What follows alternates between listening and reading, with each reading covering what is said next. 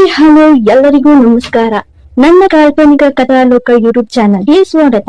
ಇನ್ನು ಯಾರೆಲ್ಲ ಸಬ್ಸ್ಕ್ರೈಬ್ ಆಗಿಲ್ವೋ ಬೇಗ ಬೇಗ ಸಬ್ಸ್ಕ್ರೈಬ್ ಆಗಿ, ಹಾಗೆ ಮುಂದಿನ ಅಪ್ಡೇಟ್ಸ್ ಗಳಿಗಾಗಿ ಬೆಲ್ ಐಕನ್ ಅನ್ನು ಒತ್ತುವುದು ಮರೆಯದು. ಅಮ್ಮೋರೆ ಅಮ್ಮೋರೆ ಯಜಮಾನ್ರಿಗೆ ಹಾವು ಕಚ್ಚಿದೆ. ಕೇಳಿದ ಸುಮಾ ಅಜ್ಜಿ ರಾಗಿ ಬೀಸೋದು ನಿಲ್ಲಿಸಿ ಗಾಬರಿ ಆದ್ರು. ವಿಚಾರ ಕೇಳಿಸ್ಕೊಂಡು ಹೊರಗಡೆ ಬಂದ ಚಾರು, ಅಜ್ಜ ಈಗ ಎಲ್ಲಿದ್ದಾರೆ ಎಂದು ಕೇಳಿದಾಗ, ಎಳ್ನೀರು ತೋಟದಲ್ಲಿ ಬಿದ್ದಿದ್ದಾರೆ, ಊರಿನ ವೈದ್ಯರು ಸಹ ಇಲ್ಲಮ್ಮ ಎನ್ನಲು, ಏನು ಯಾಕೆ ಎಂದು ಮತ್ತೇನು ವಿಚಾರಿಸದೆ ಓಡಿದ್ಲು. ಅವಳ ಹಿಂಬಾಲಿಸಿದ ಲಕ್ಕಿ. ಅವ್ರ ಹಿಂದೆ ಅಮ್ಮು ಸಂತೋಷ್ ಕೂಡ ಹೊರಟ್ರು. ಅಜ್ಜಿ ಅಳುತ್ತಾ ಶರ್ಮಿಳಾ ಜೊತೆ ನಡೆದ್ರು. ಎಳ್ನೀರಿನ ತೋಟವೇನು ಮನೆಯಿಂದ ತುಂಬಾ ದೂರ ಇರಲಿಲ್ಲ. ಓಡೋಡಿ ಬರುವ ಮನೆಯವರು 2 ನಿಮಿಷದಲ್ಲೇ ತೋಟ ಸೇರಿದ್ರು. ಅಜ್ಜ ನೆಲದ ಮೇಲೆ ಕುಸ್ತಿದ್ರು. ಹಾವು ಕಚ್ಚಿದ್ದ ಗುರ್ತು ಅವರ ಪಾದದ ಮೇಲೆ ಕಾಣಿಸ್ತಿತ್ತು. ಅಜ್ಜನಿಗೆ ನಡೆಯಲು ಘಾಸಿಯಾಗಿತ್ತು. ಓಡಿ ಬರುವ ಚಾರು, ಎಷ್ಟೊತ್ತಾಯ್ತು ಕಚ್ಚಿ ಎಂದು ಕೇಳಿದಾಗ, ಯಾರೋ 10 ನಿಮಿಷ ಆಯ್ತಮ್ಮಿ ಎಂದರು. ಅವರಿಗೆ ಚೇತರಿಸಿಕೊಳ್ಳುವ ವಯಸ್ಸಲ್ಲ. ಜೊತೆಗೆ ಹಾವು ಕಚ್ಚಿದ ಕೂಡಲೇ ಮನುಷ್ಯ ಸಾಯ್ತಾನೆ ಅನ್ನೋದು ಸುಳ್ಳು. ಅದರ ವಿಷ ರಕ್ತದಲ್ಲಿ ಬೆರೆಯಲು ಕೆಲ ನಿಮಿಷ ಬೇಕಾಗುತ್ತೆ. ಹಳ್ಳಿ ವೈದ್ಯರು ಪ್ಯಾಟೆಗೆ ಹೋಗೋರೆ, ಈಗೇನು ಮಾಡೋದು, ಏನೋ ದ್ಯಾವ್ರೇ ಕಾಪಾಡಬೇಕು ಎಂದು ಹಳ್ಳಿ ಜನ ಮಾತಾಡುವಾಗ ಪಾದದ ಹಿಮ್ಮಡಿಗೆ ಹಾವು ಕಚ್ಚಿದ್ದು ನೋಡಿದ ಲಕ್ಕಿಗೆ ಎಲ್ಲೋ ಒಂದು ಬಲವಾದ ನಂಬಿಕೆ ಮೈಗೆ ವಿಷ ಪೂರ್ತಿ ಏರಿಲ್ಲ ಎಂದು. ಅದೂ ಅಲ್ಲದೆ ಆ ಕಚ್ಚಿದ ಗಾಯದ ಅರ್ಧ ಇಂಚಿನ ಅಂತರಕ್ಕೆ ತೀರಾ ಬಿಗಿಯಾಗಿ ಯಾರೋ ಸಣ್ಣ ಬಟ್ಟೆ ಕಟ್ಟಿದ್ರು. ಒಂದು ರೀತಿಯಲ್ಲಿ ರಕ್ತ ಎಪ್ಪು ಕಟ್ಟುತ್ತಿತ್ತು. ಚಾರು ಲಕ್ಕಿ ಮೊಗ ನೋಡಿ, ಲಕ್ಕಿ ಎಂದಾಗ ಅರೆ ಅಜ್ಜನ ಮೇಲೆ ಅದೇನು ಅನುಕಂಪ. ಅದಾಗ್ಲೇ ಅವ್ರ ಪಾದದ ಬಳಿ ಬಂದವ, ಯಾರು ಹೀಗೆ ಕಟ್ಟಿದ್ದು ಎಂದು ಸಿಟ್ಟಾದ. ಈ ರೀತಿ ಕಟ್ಟಿದ್ರೆ ಮುಂದಕ್ಕೆ ಈ ಭಾಗ ಸ್ವಾಧೀನನ ಕಳ್ಕೊಳ್ಳುತ್ತೆ ಎಂದು ಬೈಯುತ್ತಾ ಕಟ್ಟು ತೆರೆಯುತ್ತಾ ಚಾರು ಸೆರಗಿಂದ ಬಟ್ಟೆ ಹರಿದು ಮಂಡಿಯಿಂದ ಪಾದದವರೆಗೂ ಬ್ಯಾಂಡೇಜ್ ಸುತ್ತಿದ ಹಾಗೆ ಸುತ್ತಿ, ಚಾರು ಕಾಡೋರ್ ತೆಗಿ ನಡಿ ಎನ್ನುತ್ತಾ ಅಜ್ಜನ ಕೈ ಹೆಗಲ ಮೇಲೆ ಹಾಕೊಂಡು ಅವ್ರ ಮುಖ ನೋಡಲು, ಆಗ್ತಿಲ್ಲ ತಚ್ಚು ಅವರ ಬಾಯಿಂದ ಬಂದ ಪದ ಕೇಳಿದ ಕೂಡಲೇ, ಕ್ಯಾಪ್ಟನ್ ಬೇಗ ಕಾರ್ ತೆಗಿರಿ ಎಂದು ತಾನೇ ಅಜ್ಜನನ್ನ ಹೊತ್ತನು. ವಯಸ್ಸಲ್ಲಿ ತುಂಬಾ ದಷ್ಟಪುಷ್ಟವಾಗಿದ್ರು ಅಜ್ಜ. ಆದ್ರೆ ಈಗ ಮೆತ್ತಗೆ ಆಗಿದ್ದಾರೆಂದು ಅವರನ್ನ ಹೊತ್ತಾಗ್ಲೇ ಲಕ್ಕಿಗೆ ತಿಳಿದತ್ತು. ಚಾರು ಮತ್ತು ಸಂತು ಇಬ್ರು ಕಾರ್ ಡ್ರೈವಿಂಗ್ ಸೀಟ್ ಮುಂದೆ ಕುಳಿತಿದ್ದಾಗ ಅಜ್ಜನ ಜೊತೆ ಕೂತ ಲಕ್ಕಿ.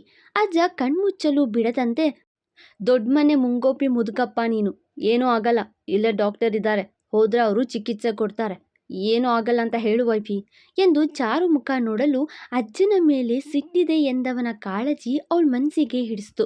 ಆಸ್ಪತ್ರೆಗೆ ಕರ್ಕೊಂಡು ಬಂದಾಗ ಯಾವುದೇ ನರ್ಸ್ ಅಥವಾ ಡಾಕ್ಟರ್ಸ್ ಕಾಣದಾಗ ಅಜ್ಜನ ಸ್ಥಿತಿ ಹದಗೆಡುವ ಸಮಯ ಕಂಡು ಅವರನ್ನ ತಾನೇ ಹೊತ್ತು ಡಾಕ್ಟರ್ ಬಳಿ ಬರುವ ಲಕ್ಕಿ, ಎಮರ್ಜೆನ್ಸಿ ಕೇಸ್, ಯಾರು ನೋಡೋರಿಲ್ವಾ ಕೊಂಚ ಸಿಟ್ಟಲ್ಲಿ ಕೇಳಿದ. ಇಡೀ ಆಸ್ಪತ್ರೆ ಇವನತ್ತ ನೋಡಿತ್ತು. ಹಾಗೆ ಓಡಿ ಬರುವ ವೈದ್ಯರು ತುಂಬ ಬೇಗ ಆಂಟಿವೀನಮ್ ಡ್ರಿಪ್ಸ್ ಮೂಲಕ ಚಿಕಿತ್ಸೆ ಶುರು ಮಾಡಿದ್ರು. ಅಜ್ಜಿ, ಶರ್ಮಿಳಾ, ಸಾನ್ವಿ, ಶಿವರುದ್ರ ಎಲ್ಲರೂ ಅಷ್ಟು ಹೊತ್ತಿಗೆ ಬಂದಿದ್ರು. ಅಜ್ಜಿ ಕಣ್ಣೀರಲ್ಲೇ ಕೈ ತೊಳಿತಿದ್ರು. ಚಾರು ಎಷ್ಟೇ ಧೈರ್ಯ ಕೊಟ್ಟರು ಅದ್ಯಾವ ಹಾವೋ ಮೈಗೆ ವಿಷವೇರಿ ಏನಾದರೂ ಆದ್ರೆ ಎನ್ನುವ ಭಯವಿತ್ತು ಅವ್ರ ಮನಸ್ಸಲ್ಲಿ.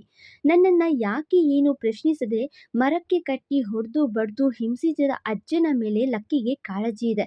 ಇದನ್ನೇ ನೋಡ್ತಾ ಚಾರು ತೃಪ್ತಿ ಪಟ್ರೆ ಅಲ್ಲೇ ಚಿಕಿತ್ಸೆ ನಡೆಯುತ್ತಿದ್ದ ರೂಮ್ ಮುಂದೆಯೇ ನಿಂತು ಲಕ್ಕಿ ಮುತುವರ್ಜಿ ತೋರಿದ್ದ.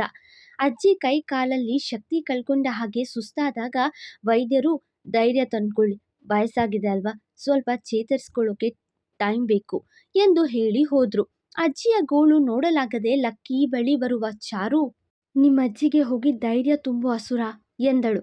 ಬೆನ್ನು ಹಾಕಿ ನಿಂತ, ನಿನ್ನಲ್ಲಿ ಕೆಟ್ಟತನ ಹುಟ್ಟಿರಬಹುದು, ಆದರೆ ದಚ್ಚು ಅನ್ನೋ ಹಸುಗೂಸಿನ ಒಳ್ಳೆತನ ಸತ್ತಿಲ್ಲ ಅಲ್ವಾ, ಅವರಿಗೆ ಧೈರ್ಯ ಹೇಳು ಹೋಗು, ಅಜ್ಜ ಚಿಕಿತ್ಸೆಗೆ ಸ್ಪಂದಿಸ್ತಾರೆ ಅಂತ ಹೇಳು ಅಸುರ ಎಂದಾಗ ಹಾಗೆ ಗಡುಗಂಬದ ಹಾಗೆ ನಿಂತಿದ್ದ.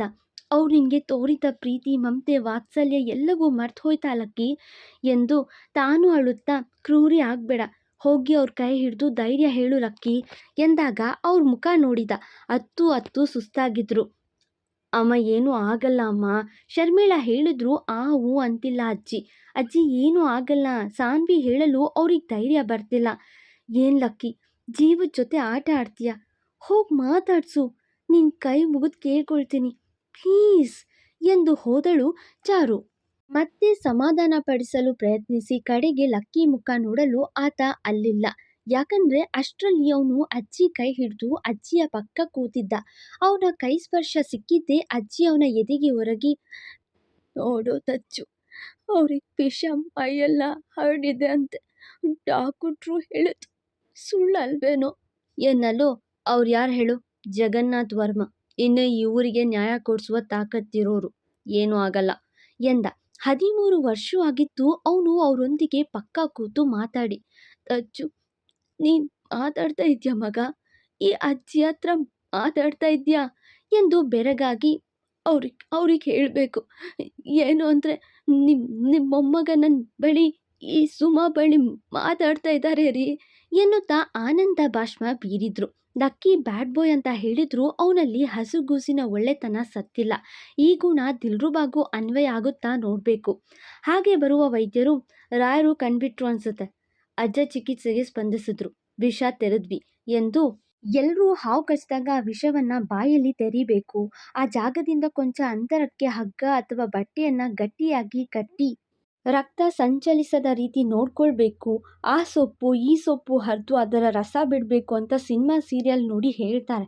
ಆದರೆ ನಿಜವಾದ ಪ್ರಥಮ ಚಿಕಿತ್ಸೆ ಅಂದರೆ ಬ್ಯಾಂಡೇಜ್ ರೀತಿಯಲ್ಲಿ ಮಧ್ಯಮ ಬಿಗಿ ಹಿಡಿತದಲ್ಲಿ ಮಂಡಿಯಿಂದ ಪಾದದ ತನಕ ಬಟ್ಟೆ ಕಟ್ಟೋದು.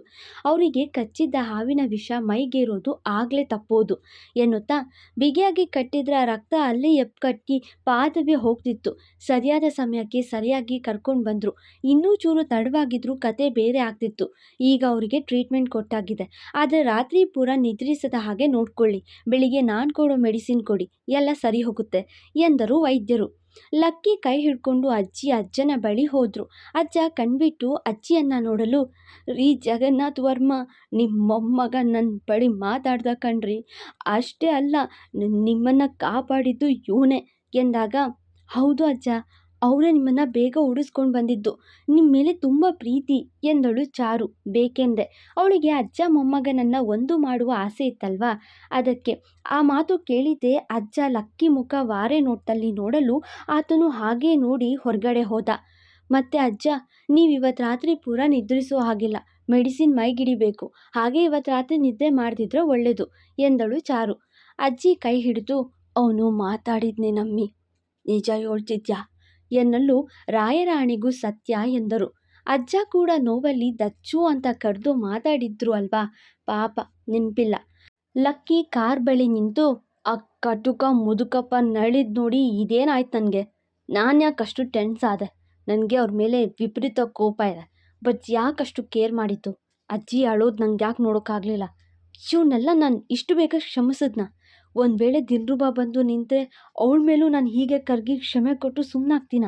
ತನ್ನಲ್ಲೇ ಮಾತಾಡಿಕೊಳ್ಳುವಾಗ ಬರುವ ಚಾರು, ಅಜ್ಜನ ಮೇಲೆ ಅದೆಷ್ಟು ಲವ್ ನಿಂಗೆ ಅಸುರ, ರೇಸ್ ಇಟ್ಟಂತೆ ಬಂದು ಅಜ್ಜನ ಪ್ರಾಣ ಉಳಿಸ್ದೆ, ಅಜ್ಜಿ ಕಣ್ಣುರಿಸಿ ಧೈರ್ಯ ಹೇಳಿದೆ ಎಂದಾಗ, ಆಗೇನಿಲ್ಲ, ಅದು ಮನುಷ್ಯತ್ವ ಅಷ್ಟೆ ಎಂದ. ಹೌದಾ?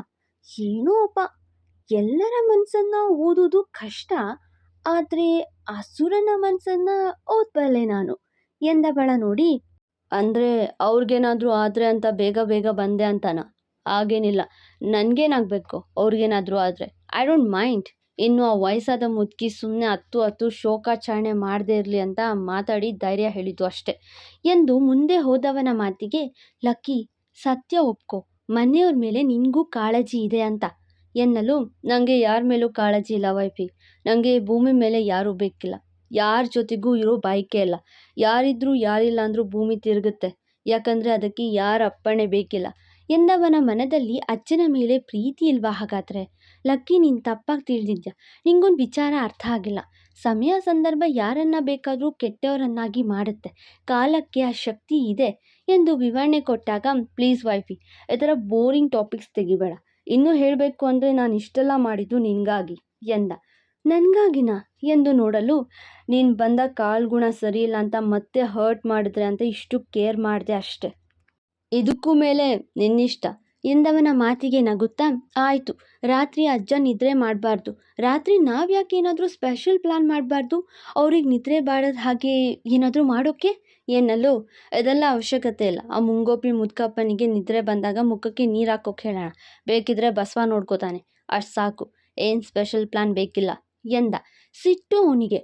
ಅಲ್ಲೆಲ್ಲ ಇರೋ ಥರ ಆ್ಯಕ್ಟಿಂಗ್. ಲೈಕ್, ಶೇರ್, ಕಮೆಂಟ್ ಮಾಡೋದು ಮರೆಯದಿರಿ.